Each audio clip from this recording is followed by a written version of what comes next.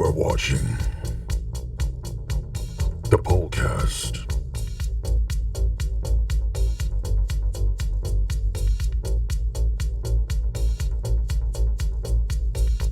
Good afternoon, North America, and welcome to the POLCAST. It is Sunday, November 17th. Little less than 2 weeks after the election, and we are knee-deep in the transition. My name's Mike, and I want to welcome you in. And I am not solo this evening. We have reinforcements.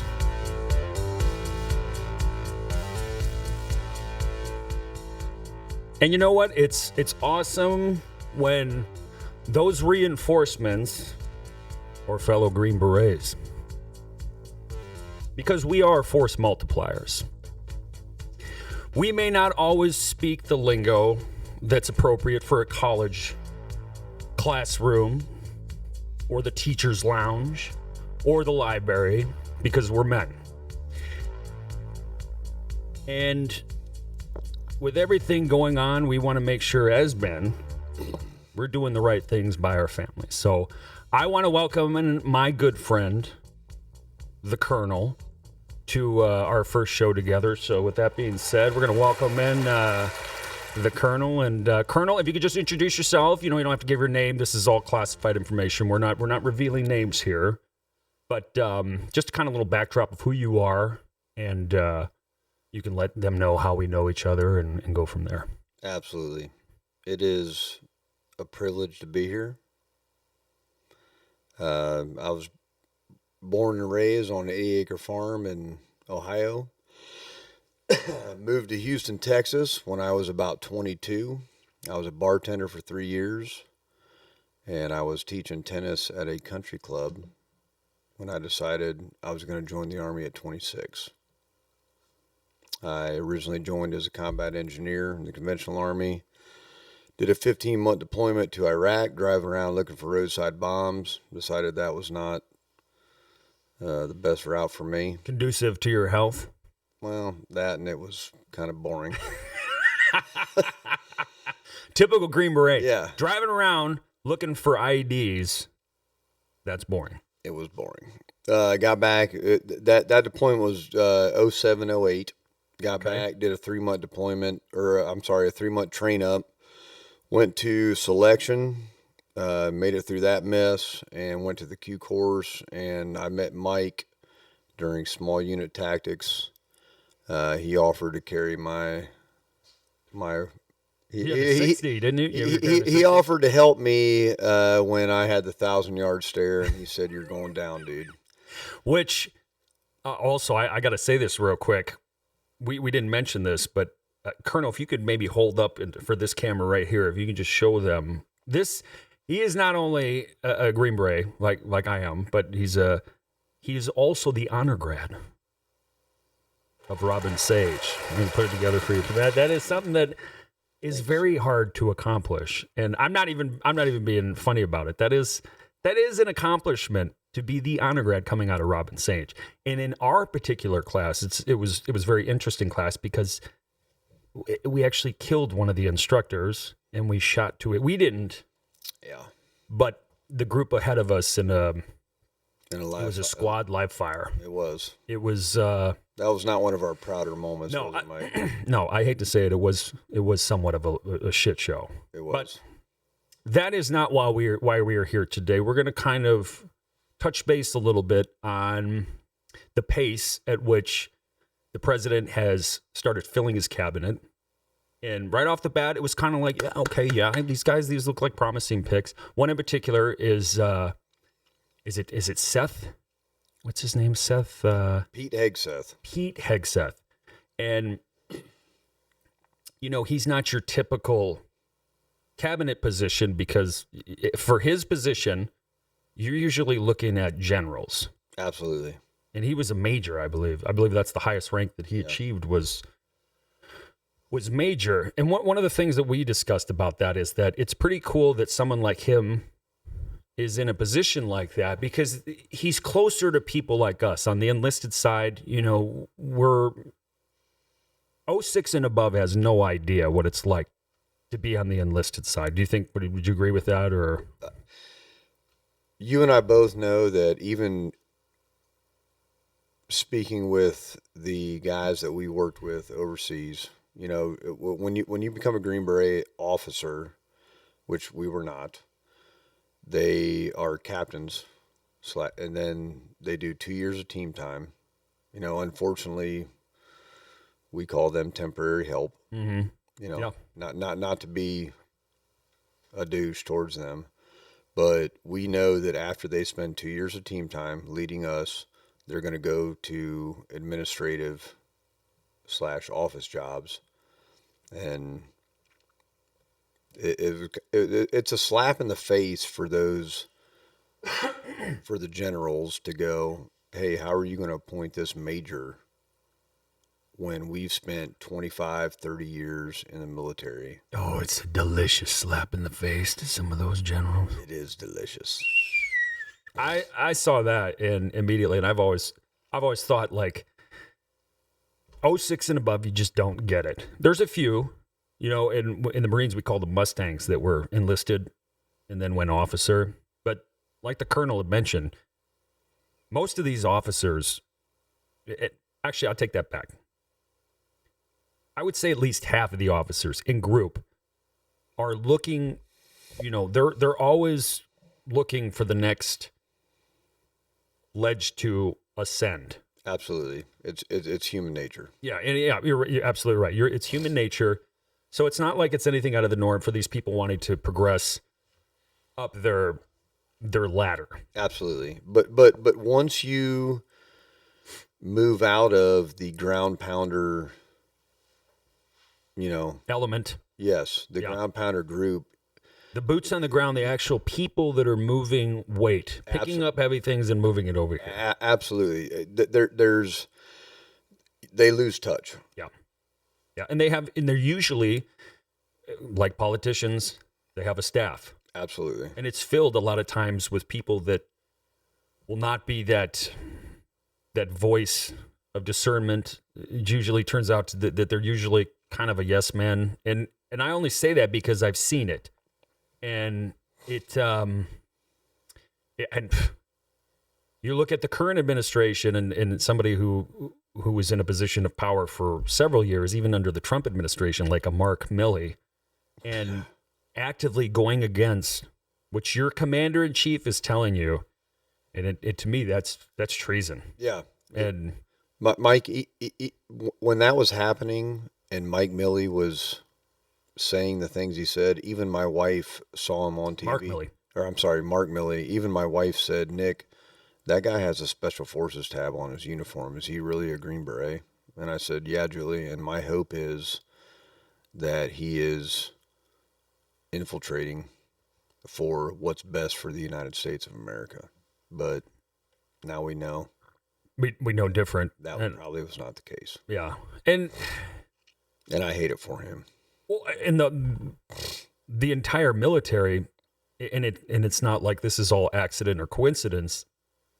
It has been a systematic dismantling all the way back.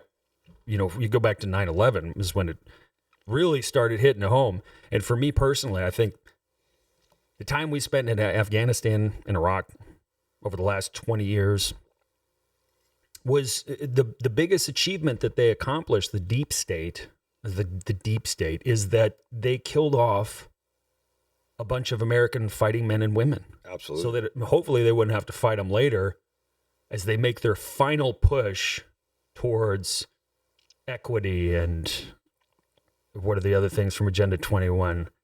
Their development and inclusion for the entire world. And really what it is, it's a net that they're throwing over the entire planet to wrangle it in and essentially control it. And this has been going on for decades, and we're getting a little off a topic, but that's fine. Well, that leads us back to exactly what you said is Trump didn't know what he was getting into in 2016. No. you know, in I want to believe that too. I really do want to believe that and look at what he's done. And go ahead. I'm sorry. Absolutely. And even watch, you know, you can learn a lot from strange places and different sources. And you know, I was watching an interview with his wife Melania a few weeks ago, and one of the takeaways, because you're always trying to digest information, process it. It's just human nature. You're gonna, the information is gonna marinate, and then you're gonna connect dots as time goes on. And one of the things she said was, we brought a lot of people into our camp that we thought were there for us and for the American people and to do what's right. And she said they were plants. They were not good, basically. And I think, obviously, you know, looking from the outside, looking in, and you have all these snakes smiling at you, and you want to believe them. You want to trust them.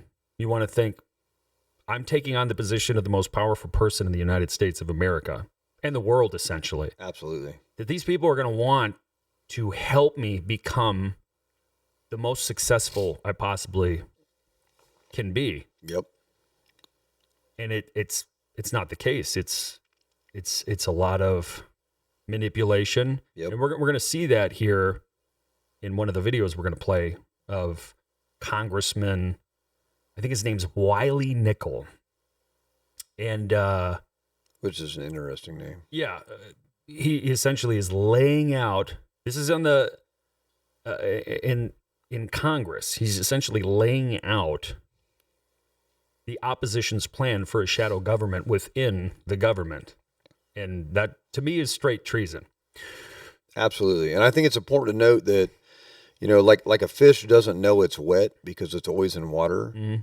These people will use terms and they will throw out words and verbiage to the term I call is mental programming. I'm sure there's a better definition of whatever they've come up with. One of the cogs, essentially, in the fog of war apparatus that they have unleashed on us. Absolutely. And by them coming out with the verbiage and information that you're about to show in that video, they are desensitizing us and the population to a shadow government and hoping that we become normalized to hearing those type of terms and just accepting that as being normal. You know, you and I both know about we know about the normalcy bias. Mm-hmm. We also know because we suffer from it. Yeah, we do. Yeah, both of us. I mean, I'm speaking for both of us right now. I'll speak for myself at this moment. I suffer from it. We all do. The Colonel does. We've talked about this at nausea, and it is so hard to get out of Plato's cave. Absolutely. And I bring that up. I brought that up in past videos because I think it's relevant. I think if we understand the dynamics of it, it is meant to keep you in a state where you will not do anything. Yes. You will just say, like you said, you'll accept it, and over time, and it's a progression, and they understand that. It's like when I first started, you know, when I snapped my fibula in half a couple of years ago, and I was laid up for the first time ever, which was a great struggle. I started, you know, well, you and I both know that my sweet wife informed me that bourbon and rum was not a sustainable recovery program. What kind of rum would that have been? Boom Boo. Boom Boom. Yeah, it was good. But she very graciously informed me that was not a sustainable recovery program, and we agreed. So I started reading and watching a lot of documentaries, history documentaries. Well, it was, you know, 2019, 2018 when I snapped that in half, and I started finding documentaries inadvertently online about human trafficking. Well, my response was, well, that's not really happening. Mm-hmm. And it is. And that's, you know, similar to what we're dealing with now, and we have to be aware of that. And it really is at a level that it has to be stopped. We cannot continue down this same path. Yet, current administration has lost custody or the knowledge of the whereabouts of over 325,000 children that have come into this country. Which means it's probably 500,000. or more. And then what time frame is that? Is that a year? Is that 2 years? This has been going on for decades. Yep. So with that being said, we're gonna jump now into our first slide, which covers Trump's appointments. And he's done, I think he's done a really good job looking at it with. He's making a strong effort. Yes. You know, and he actually has been coming out on a regular basis with these like 2 to 6 minute videos laying out what he's going to do. And it sounds good. And so with that being said, I'd like to go ahead and jump into our first slide. And this is essentially, I kind of laid it out like, to me, with, I guess, riding the high still of the election. Yep, absolutely. And being like, okay, let's fucking go, man. Seeing some of the pics, and the one with, I always mess up his name, Pete Hegseth. Yes, I just started reading his book, The War on Warriors. Yeah, that was recommended to me as well. I got to check that out. I know, what did you think of it so far? Well, I'm the one that recommended it to you. You were the one that recommended. I thought Tristan did, because Tristan had mentioned it the other day too. That name's not a real name, but anyway. Does he know how to read? He watches a lot of videos. He does a lot of finger painting, and he uses a lot of crayons.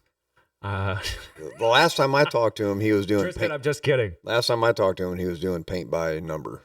Yeah, well, you know. And I just encourage him, because if you can stay in the lines, you got a pretty good piece of art. Well, that's something you can put on your trailer. That's what I tell him. I just try to encourage him and make him feel Nothing good. against trailers. I grew up in trailers, so. Yeah. Okay, so with that being said, let's bring up the first slide. This is Trump's Globetrotters, and we're taking a look at this. Excuse me. And, you know, one of the things that kind of sticks out to me, and you're going to see that in a video we're going to play, because we're trying to show both sides, you know, as somebody who's not a Republican or a Democrat. I somewhat held my nose voting for Trump. Yep.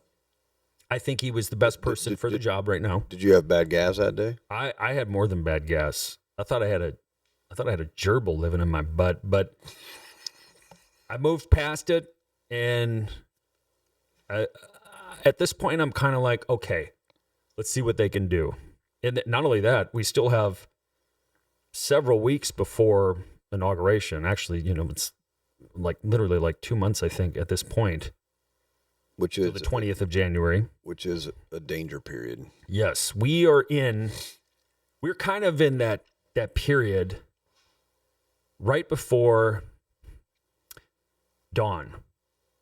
It's like when you win the league title, mm-hmm. but now you got to go play the playoffs and try to get to state. Yeah. And everybody forgets about mm-hmm. the dangers. And because, yeah, okay, he's making all these promises. He's appointing all these people to positions, but they're not there yet. And I don't think the Democrats, the deep state, the elites, the globalists, whatever you want to call them, I don't think they're just going to sit there and be like, okay, we lost. You know, we're going to get back in the gym and work a little harder. That's not how they operate. Yep. And you and I were both discussing this earlier. How odd is it that they conceded so quickly? It's been very peaceful. Very quiet. And Sleepy Joe invited President Trump to the White House to say, oh, we're going to do everything we can. Do you know what I feel like right now? I feel like I have a girlfriend, like I'm in my early 20s, and I have something. That was a long time ago. It was. But that's what I'm saying. Like, but you look good for an old guy. Well, but you know, you're a little more naive in your 20s, and like I think I'm being a little naive right at this point. Like, my girlfriend said her male friend's going to take her home, but he always has a guitar with him, and he's always looking to serenade. Yeah. So it's kind of like an uneasy feeling. Like, she's like, oh no, there's nothing wrong with him. But I'm like, we're just friends. Yeah, I don't know. And one of the things that sticks out to me, is I have to say, is Pete Hegseth has great hair. He does. And you know, actually, he looks like he's probably on the dive team, right? He would be. Yes. He looks like a guy that's probably on the dive should he become a Green Beret, he'd be on a dive team. Now, obviously, he didn't make it to that level, which is fine. That's fine. There's nothing wrong with that. We can't all be Green Berets. Nope. We can't all be Navy and the only reason we made it is because we got lucky and didn't break our leg like we were thinking about. Well, we also understand teamwork, and we're quiet professionals, and we're just we're willing, I think, more to help others that are, especially going through that entire Q course or the pipeline, whatever you want to call it. I think guys like us, we want everybody to succeed. Absolutely. I mean, that's part of the reason why we're doing this. We want everybody to succeed. It doesn't matter what color you are, what religion you are. If your actions are done in love towards your fellow human, and you're not trying to act in a nefarious manner towards the most vulnerable in our culture, yeah, I'm for that. If you want everybody to succeed, what could be better? We can all and on that brought up. On that note, I've got to give a shout out to the Navy SEALs because one of our not so proud moments was where we actually met was in the 18 Delta Corps. Oh God, which but we met Navy SEALs there, and they had great hair and great tans. Yeah, and that's about it. They're good at kicking indoors and wearing like odd colored socks and just being weirdos and catered to. And we definitely don't come from that background. But I'm sorry, off track. It's okay. That's all right. So what we're going to do now is we kind of showed a little bit of, the cabinet picks. We didn't go through all of them. It would just take too long. And honestly, I don't know a lot of these people. You've heard the names before, like Kristi Noem. That's what's scary. Yeah. So one person that I do respect his opinion, I respect his research, his reporting is somebody like a Greg Reese. He's very accurate in what he does, and he backs it up with information. So what we want to do right now is we're going to play this video by Greg Reese, and we'll make some comments after the video. So it essentially kind of breaks down. Wait a minute. Doesn't Greg Reese work with that quacko Alex Jones? He does. He's part of InfoWars. So let's go ahead and take a look at this video by Greg Reese. Big Pharma's Susie Wiles for chief of staff, and she appears to be Trump's handler. In charge of Trump's campaign and his PAC, arguably his closest advisor, when I asked my friends who are close to Trump, they say you don't get a meeting without Trump unless she's in the room. You don't get a phone call unless she's in the room. She's omnipresent. Elon Musk has been exposed by several reporters to be a fraud and a government frontman. Nobody has ever debunked this. And now we are told that he will be fixing the government. I mean, my top recommendation, honestly, would be just to have a carbon tax. That seems so reasonable. Yeah, I agree. There's just one thing that will matter. Put our price on carbon. I mean, this was Elon a while ago, but... True. That seems like such a good idea. And Joe so far, Rogan a while the ago. cabinet picks are painting a clear picture of where this is all heading. For UN Ambassador Elise Stefanik, who has received $917,000 from the Israel lobby. Today, this means crushing anti-Semitism at home and supplying the state of Israel with what it needs, when it needs it, without conditions to achieve total victory in the face of evil. For Secretary of State, Senator Marco Rubio, who has received $1 million from the Israel lobby. Senator Rubio, will you come to the Senator Rubio. Are you filming? I want you guys to get this. I want to destroy every element of Hamas they can get their hands on. These people are vicious animals who did horrifying crimes. And I hope you guys post that. And what about the civilians I that are blame being Hamas. killed every day? Hamas stopped hiding behind civilians, putting civilians in the way. Hamas knew that this was going to lead to this. So Hamas stopped building their military installations underneath hospitals. So you don't care that 15,000 died? You don't care about the babies that are being killed every day? I think it's terrible. I think Hamas is 100% to blame. That's what I think. Make sure you post that, please. For the EPA, Lee Zeldin, who has received $916,000 from the Israel lobby. You should not be coddling the largest state sponsor of terrorism, who calls the United States the Great Satan. They call Israel the Little Satan. They chant death to America. They develop intercontinental ballistic missiles, ICBMs, intercontinental. That's not meant for Israel. That's meant for us. For National Security Advisor, Representative Mike Waltz, who has received $235,000 from the Israel lobby. I think at this point, the only thing that is going to stop the Supreme Leader from his nuclear obsession is a very credible use and threat of military force. For the Secretary of Homeland Security, South Dakota Governor Kristi Noem, who serves to ensure the security of God's chosen people, and who signed a bill to conflate criticism of Israel with anti-Semitism. For the U.S. Ambassador to Israel, former Governor Mike Huckabee, who says Palestinians don't exist. What happens next? It's about the end times. And quite frankly, some of us think we may just be living in them. So, Max Potato, so good to see you. Thanks for joining us, and welcome as we talk about the end of the world. Well, Governor, I wouldn't be anywhere else. I'm supremely honored to have these moments with you. And yes, I do believe we're not just in the end times. We're in the end of the end times. It's moving fast. For the CIA, John Ratcliffe. What Israel has done is essentially employ the Trump doctrine, a maximum pressure campaign, understanding that the only way to deter terrorists like Iran and their proxies is to put your foot on their throat. And Israel has done that. We should be assisting Israel in doing so. For Secretary of Defense, Fox News personality Pete Hegseth. Anyone those are Nazi symbols on his chest. Look out, everybody.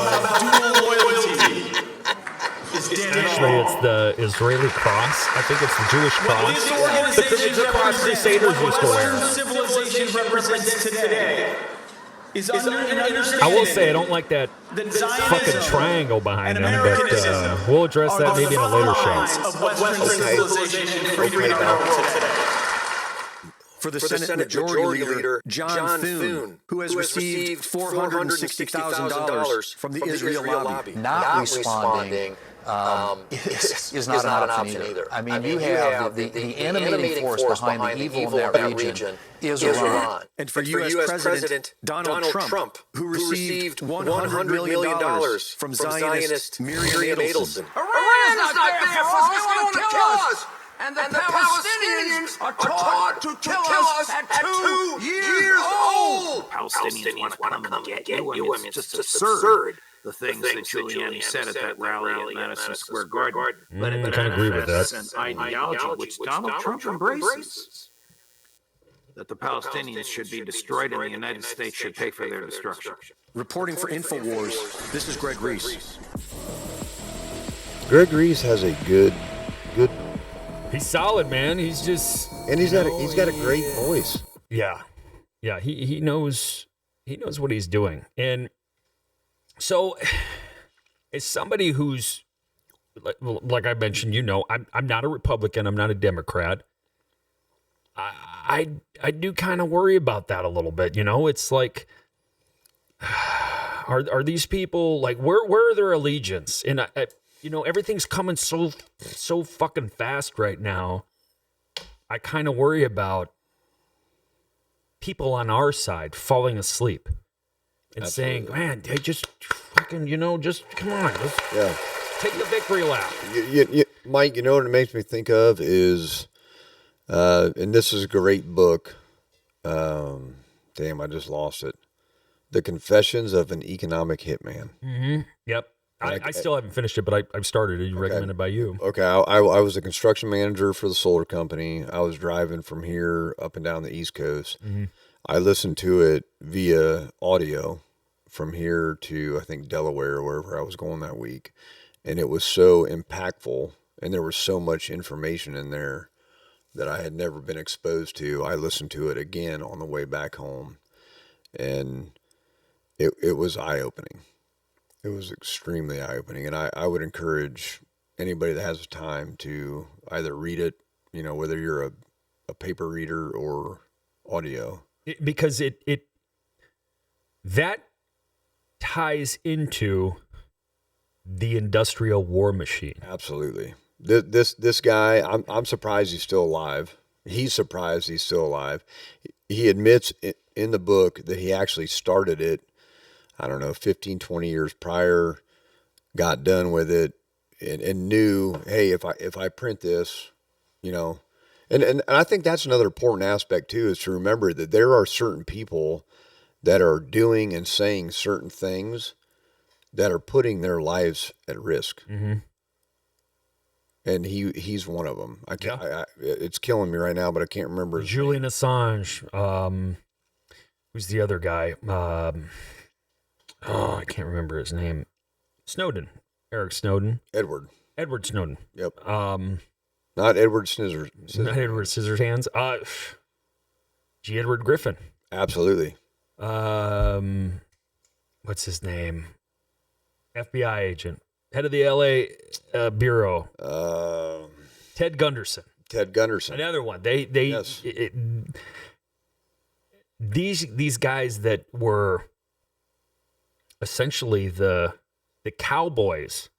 Yep. In the arena of exposing the New World Order. Yes.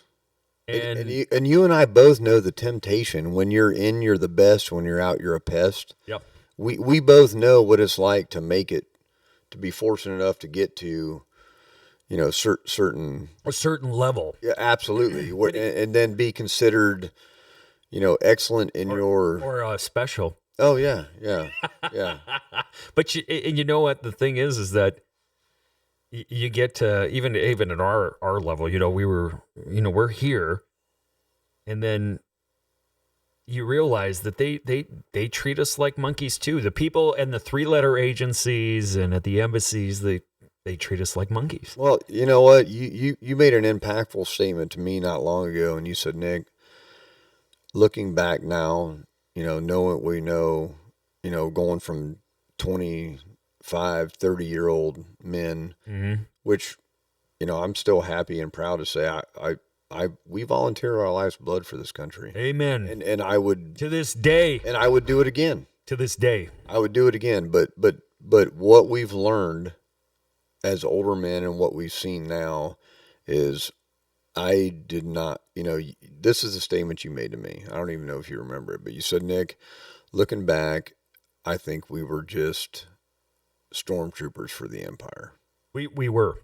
We were. And that's... And the way we were, but and this goes back to that manipulation. Absolutely. They used our patriotic... Absolutely. Center or our, and I've always been like, I swore an allegiance to the Constitution, the Bill of Rights, and the American people, not to the politicians. Nope. And not even really to the president, because we've seen, and you look at Venezuela, look at the Congo, Democratic Congo of Republic of Congo, and then there's two actually. There's the Democratic Republic of Congo, and then the Republic of Congo. And they're both tyrannical governments, America's a little different. The documents we have in place, the Constitution, the Bill of Rights, it does not say what we can do. It says what they can't do to us. Somewhere in the last 100 years, we have completely lost sight of that. And a lot of it has to do with the advancement of technology, obviously. This isn't nothing, most people know this. I'm just kind of rehashing it a little bit. But until we tell them no more, this will not stop. And even with Trump in office, too many people still think that they can go through their day and say, hey, I voted, He's in. We're good. Yep. I can sail through the rest of it. It's just like we were talking the other day. What happened after the Cold War in the 80s? Mm-hmm. Go ahead. Well, it's over. It's over. We won. It's done. Hey, we're done. Those damn Soviets. It wasn't. Not only that, the wall, the collapse started in 89 when the wall came down. Soviet Union did not fall till December 25th, 1991 is when they officially declared it. Yep.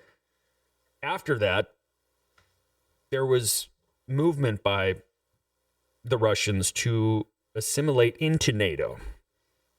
But NATO said no. We need you as a boogeyman for the industrial war machine. There you go. Russia. Mm-hmm. Russia collusion. And what is Senior Jack Smith doing now? I'm sure he's probably on his knees somewhere begging for another chance. He's resigning. Mm-hmm. But even though he's resigning, I do not think they will go away quietly. Which brings me to that is the danger we are discussing right now. Is yes. The Cold War in our minds, in the American populace mind. What's his name? I can't think of it now. The naked communist. Is that the name? G. Edward Griffin, isn't it? No, the naked communist. Yeah, I'm drawing a blank. So am I, but that's okay. But basically, he was a leader in the FBI / CIA. Taught. Oh, Ted Gunderson. No, it was not Ted Gunderson. The naked communist. The naked communist. By Leon Skousen, I believe was the name. Anyhow, long story short, just to stay on point here, the Cold War was not over when it supposedly ended. Mm-hmm. The enemy did not just say, okay, well, we were defeated, we're done. It kept going. We just didn't pay attention to it. And that is what our danger is with the Trump picks. Are they quality folks? Mm-hmm. Is he vetting them properly? And it's hard, dude. It is because of human nature. It's exactly. I mean, literally, you pick a town in any major metro area in the United States, there's probably corruption. Absolutely. You look at even where we live here in the last free state in the Union. Yeah. Northwest Florida. How about Alfie Oaks? Mm-hmm. But as far as corruption stuff, at the local level around here, it's ridiculous. Yeah. I mean, there is a ton of corruption. Absolutely. So speaking of corruption, to keep on moving along the show so we can kind of stay on target. Yep, go ahead. We showed you what Trump's appointments were. Kind of the Zionist connection, which it's a concern for me. Sure. I'm not a Christian. I'm not a Muslim. I'm not a Jew. I respect all those religions, and I think people should be able to practice their faith peacefully here in the United States. It should not be something that you should fear. But if you think that your way of doing things is better than another group's way, I think that's where we get into problems. That's another topic. So what I wanted to cover is we've seen Trump's appointments. We've seen their questionable connections. Where have we been the last 4 years? And that's where we're going to show you. Essentially, I put up there, Trump's picks were the Harlem Globetrotters. Well, the last 4 years, essentially, we've got the Washington Generals. And, just looking at that, we do need to change course. Starting all the way back to when Biden took office, immediately he did away with the Keystone Pipeline. Yep. The day that Biden took office, we were energy independent for the first time. We were an exporter of energy for the first time, and I don't even know how long. Immediately, he changed that, and we became a consumer again, which is mainly what we are here in the United States. We're consumers. And you look at the people that the Biden administration over the last 4 years has had at the helm, guiding the ship straight into the iceberg. We need to change course. And for those of us on our side that are saying, well, Trump won, he's going to get in there. Already people are capitulating and all this stuff. It's done. Have a party and take a break. Yeah. Get to football, man. It's time for football. Basketball just started. We need to, make sure our priorities in order, and we're consuming the maximum amount of sports that we can with fantasy football. If you want to do fantasy football as a grown man, go right ahead. That's your privilege. That's your freedom. You can do that. Mike, I remember being in Afghanistan. Our base camp was 30 kilometers behind enemy lines. There was no ground route. And I appreciate the Air Force. They would bundle we did 2 C-130 bundle drops a week, okay? Mm-hmm. We had a squad of infantrymen they were called our uplift force, all right? Yeah. Conventional Army, living on our base camp. We went out one day, got in a real firefight. We got back to the base camp, and these young men asked me, they said, hey, Sergeant Johnson, do you want to play Call of Duty with us? And I said, no. I go, why? After you just got in a tick? That's what I said. I said, fellas, why would you want to go play make-believe when we just went out and lived the real thing? Like, you can't compare to that. It was really interesting. I think that's an honest representation of the millennial generation as well. Agreed. The kill generation, the video game generation. Actually, not the video game generation, because I actually think I'm the video game generation because I was playing Atari back in '83. So it started a long time ago before the millennials, but we didn't have, the level of games and systems that they have nowadays. And it was a good kill generation. Absolutely, yeah. There's a gentleman named Rex Grossman. He was an Army psychiatrist / psychologist. Worked with the Ranger battalions, and he's written 2 books, which I've read them both. One is called On Combat, and the other one's called On Killing. And one is on the physical, anatomical processes that happen when you're in those situations, and the other one is the mental and the psychological. So both very good reads for anybody that wants to. And what are the names of those books again? One is called On Combat, and the other one is called On Killing. With that being said, we're going to go ahead and so we showed the Washington Generals, what's been taking place the last 4 years. They're not done. They're not just going to go quietly into the night. Absolutely. They're not going to capitulate like we think that they are. And they're at the point now where they're essentially coming onto the floor of Congress, saying and letting us know this much. They are more dangerous now than they were before. This is Congressman Willie Nickel. Listen to what he is saying. Mike, they're more dangerous now than if they at the helm. We could see incoming Senator Adam Schiff as our shadow attorney general, arguing against replacing our independent prosecutors shadow cabinet, ladies and gentlemen.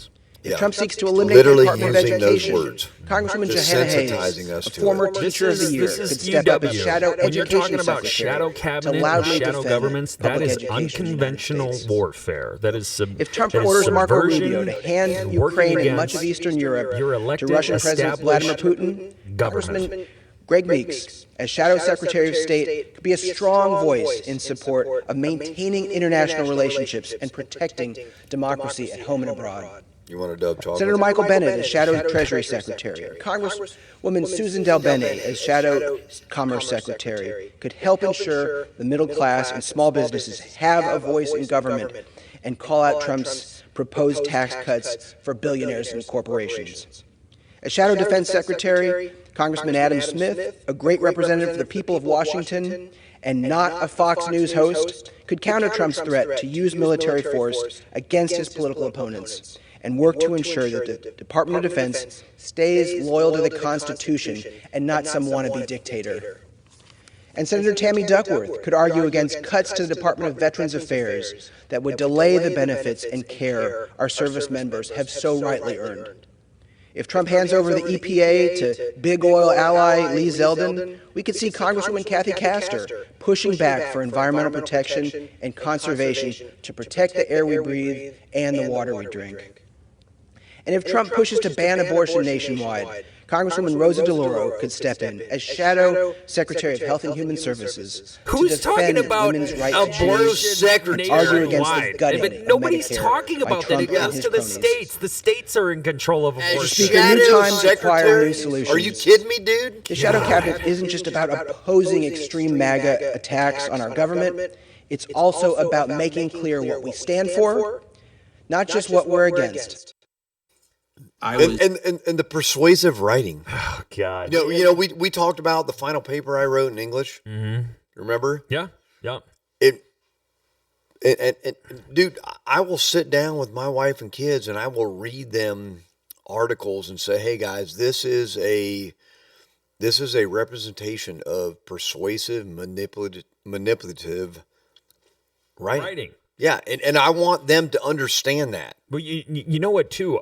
I wonder how much of that writing is actually humans writing it, or is it AI? I don't think it is anymore, bro. No, most of it, I don't think so either. I just think that it's. I think they're using the AI machines. Mike, I don't even think a lot of the articles we read are even real names, real people. It is, hey, here's the narrative we need for our next, If you have AI to do it, though, you don't even. No. You don't need to. You don't even need to pay a human to do it. Nope. You don't need to think. Yep. Just pump it through the AI machine and have them recreate it. And on that note, Mike, tell me that you did not learn during the COVID debacle how, and I'm ashamed to admit, I told my wife, I said, Julie, I am ashamed to admit to you as a retired Green Beret that I did not understand the power of the narrative, the power of the spoken word, the power of what you're putting out there. So what you're saying right now, I think I didn't either. I didn't get it. And I should have, because on our base camp that was 30 kilometers behind enemy lines, we set up a radio station in one of our man caves. You know what that is. It had to be a certain temperature so that his radio equipment, it was our PSYOPs guy, or it was our civil affairs his name was Zach. I'm not going to say his last name. I love that dude. But we set up a radio station in his literally Connex box. In his can to push out the messages and the narrative that we wanted to send to the local people. And yeah, you can look at that and go, okay, well, that was deceptive too. Well, we were combating what the Taliban was saying, was putting out to the local populace about us. So even there, it was a battle of the narrative and a battle of the spoken word, which at that point I didn't even grasp the weight of until 2020, or I think it was 2020 when they released COVID. And yes, I did say they released it. 2012, maybe 2019. 2019? Yeah. Maybe, But the power of the narrative, we underestimate it. They understand it. They know how strong and powerful it is. We don't, because we're taking pictures of our breakfast and posting it on our Snap. I went to Chili's today. I had the sampler. Here's a picture. What'd you have? the mozzarella fingers and the chicken fingers. Did you put it on your? I posted it everywhere I could. The Instagrams, the socials, the X's, the Twitters, because I think we all like store. I mean, Did you get good responses on your breakfast? I had a lot of good response. I had 15 total responses over. That was 2 months ago when I posted that. But because I woke up at 4:30 this morning, and my first thought was, "What did Mike have for breakfast?" A combination of fruits, berries, whatever the forest can provide for me, essentially, and but the narrative that they control, it's powerful. It's very powerful. It is, and I didn't know that. They're dark magic. And this goes back to Plato's cave. Absolutely. The false images. Yep, you sent that to me years ago, dude. The dude sitting against the wall, holding the shackle, but not hooked to it. No, just holding it, looking at false images of humans, of animal, and of Earth. Yep. And it's TV. And TV, dude, it's movies. Sports. They get it. They get it. They get it, and they use it, and they manipulate it. Yep. And they laugh at the fact that we are so ignorant we don't understand that. Well, I think now this goes to, this is like the spiritual side of that hits me.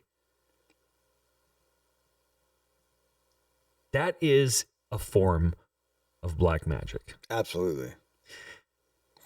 And they have perfected the black magic known as pretend. And we all like to suspend our disbelief for a while when we go to a movie. I do too. We all do. Yeah, we all do. We like it. We want to see it. We want to see a positive story. We want to see we want to be engrossed. Yeah. In the story, and we want a mental break. Mm-hmm. But honestly, once I came out of my comfortable pod of existence, it's hard to watch now. Waking up to the deception that's going on in our world, it's very hard, and I can't. That's for me personally, and this isn't a bash on anybody. If you want to watch sports, go ahead. Yeah, I can't do it anymore, dude. I was a 3-sport athlete. I was a quarterback. I love sport. I love basketball. We played basketball. We used to play basketball and back at Ritz Epps and Bragg. That was one of our outlets during the Q course. Yes, was to go play ball together. Yeah, my son is blessed to be a great baseball player, but he's got some talent. And I seen him. He's got talent. He can go places. And but how important is that? On the grand scheme of things, not very much. Do we spend time, do I spend time going out and throwing the ball with my son, or do I educate him on the fact that there are dark forces that want to destroy this country, people in general, the family, it's not easy. No, to decide what you spend your time doing. Yeah, and what I just realized, I didn't have this thing plugged in. Almost lost power, folks. We don't want that, so let me go ahead and plug this in. In addition to that, because this does go along with what we're talking about, actually, is as of late.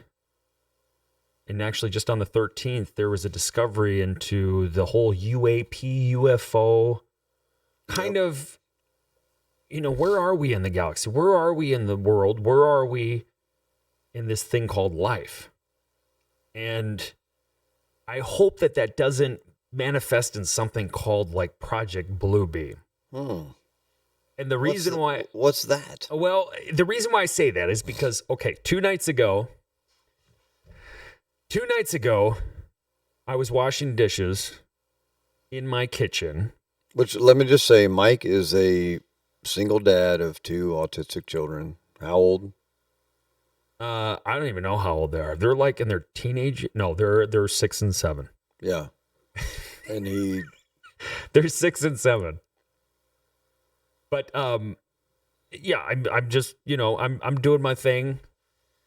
And then all of a sudden I look out the window. It's like 10 o'clock at night. The kids are asleep. We're doing dishes, getting ready for the next day for school and everything. And I look out and I think I see a plane. And it's kind of southeast at that point where I'm looking out of my kitchen. And I'm like, there's a plane coming in. I'm not really thinking about it too much. And I put my head down and I look back up. And it seems to be twinkling too much. And I was like, you know what? I'm going to go outside and take a look. Because I love where I live in Florida, in the last free state in the union, God's country. Yes. I get a good view on a clear night of the Milky Way. It's awesome. And when it's a full moon, it lights up everything. It's beautiful. It's last night was beautiful. A full moon. My son and I were running around the woods, and he was barefoot. Yeah, and you can see everything. And full disclosure, beautiful. The Colonel's children all have feet. They're as hard as saddle leather because they don't wear shoes. They're one with nature. They're outside. They're exploring their environment. And it's a beautiful thing to see. I absolutely love it. Well, thank you, sir. And at the times that, like, even my kids now, when I see them go outside, and I'd be like, put your, screw it, go put your go put your toes in the grass. Build up your immune system. Yes, exactly. So I seen this thing. I go outside, and I'm standing there looking at it, and I've seen a couple other things in this area. We are very close to Eglin Air Force Base. Dude, we have 7 Special Forces Group. Mm-hmm. We have Eglin Air Force Base. Yep. We have JTACs. We have... we got all sorts of stuff around here. There's a lot of Husker do's and Husker don'ts and lickies and chewies in this area that we don't know about. The A-team's rolling around everywhere. Yes. So... I see this thing. I take my phone out. I record a little bit of it. I don't get a very good video of it. And right now, you don't know what you're looking at. I don't know what I'm looking at, but I know I'm not looking at a star that I usually would see in the sky because it was fluctuating too much. I say, you know what? I'm going to grab my telescope. So I get my telescope out. Did you get that from Walmart? I got it from National Geographic. Okay. And they are the leader in telescope technology, I believe. That's probably not true. But anyway. Is that where you buy your hair products too? Well, my hair products, I only get at Mama B's in a town that I will not name. It's very close to here. Okay. She gives me a discount. And it keeps my hair from looking like, you can't see my balding spots. But that's another topic. Anyway, I was watching this thing. I go and get my telescope. I set it up. I look at it. And what do I see? I look and I see what appears to be a ring that looked like a Samoa cookie. Which I would eat. They're delicious. They are delicious. I love coconut and everything. I love Thai. I love Girl Scout cookies. Yeah. So the coconut on the Samoa, imagine a coconut Samoa cookie in the sky, but the coconut, it was shards of glass or crystal, or it looked like diamonds, and it was fluctuating, so it was constantly moving. The sky, because and this is real time. Mm-hmm. You're doing the dishes. Yeah, 2 nights ago, Thursday night. Well, this popped out. This is early Sunday morning, so 3 nights ago, where we're recording this right now. And so then Friday comes around, I record all this, and I'm like, I don't know what that is I'm looking at. It was super bright. It looked like a diamond in the sky. Did you hear Lucy in the Sky with Diamonds or anything? Or? No. I honestly, I was just like astonished, like what I was looking at, because I didn't know what I was looking at. Yeah. I look at my telescope. When I seen that, I thought there was something wrong with my telescope. I did what I could as far as taking pictures. None of them came out very good. You sent me one. It looked all right. Well, the next day, I see something on X, on Twitter, and I'm like, holy shit, that is exactly what I saw. So I took a picture of it, and I'm going to show that to you right now. So in the very center of that black picture that has like a circle around it, that is what I saw. The picture on the left in the square is what was being reported by other people Thursday night that they saw. And that kind of looks like exactly what I saw. And the first thing that came to mind when I saw this on Friday was Project Bluebeam. Yep. Like, what is that? Is that some kind of, with all the reflecting of the light, I'm thinking like, are those like some type of mirrors that reflect things that maybe show images? And for those of you out there that is the first time you've ever heard that term, Project Bluebeam, please research it. Yes. Look it up. Find whatever videos you can on it if they haven't taken them down yet. But educate yourself on Project Bluebeam because it's coming to a theater near us very soon. Yeah, and who knows what they're going to use it for. And like... So go ahead, Mike. To the best of your capabilities, explain to us what Project Bluebeam is. Well, essentially, it's the ability to use, and there's actually, if you look at the lower right. And just to give credibility, you were an 18 Echo. You're a combo guy, but you also did surveillance. Surveillance. Technical surveillance. SSEs. Blah blah blah blah blah. We get it. It's a tool. It appears that... Why are we just now hearing about UFO encounters? Well, it's a hot election season. There's a lot going on. The Dems are pretty quiet right now.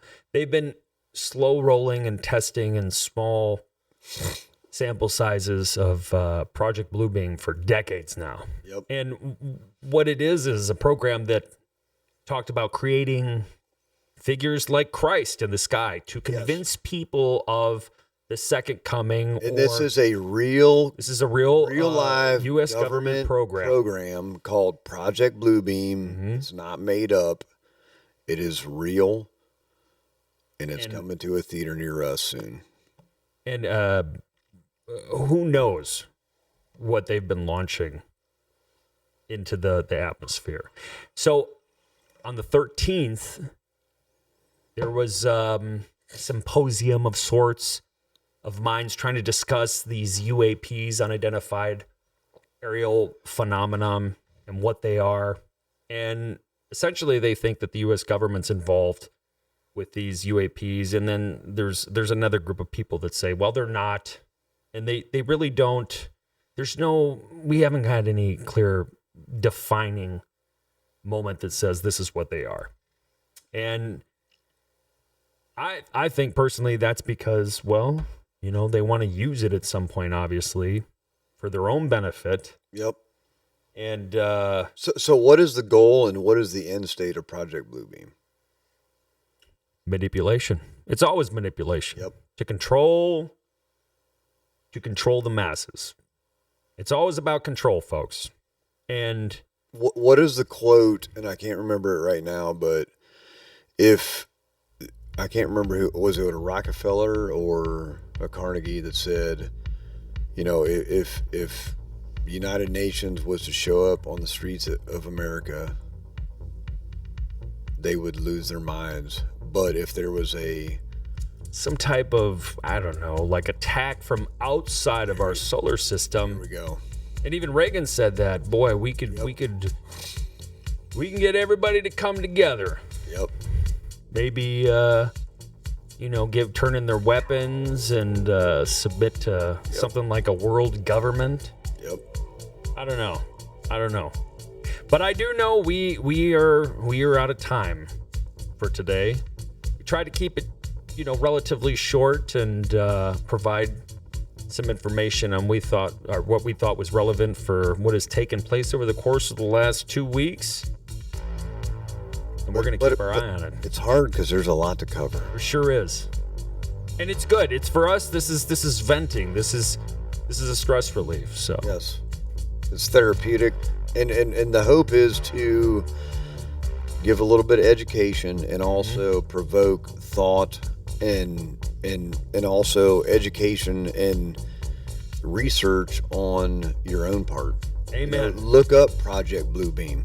Never, it's out there. Never trust what somebody tells you when you can look up the information. Yes. For yourself. Yes.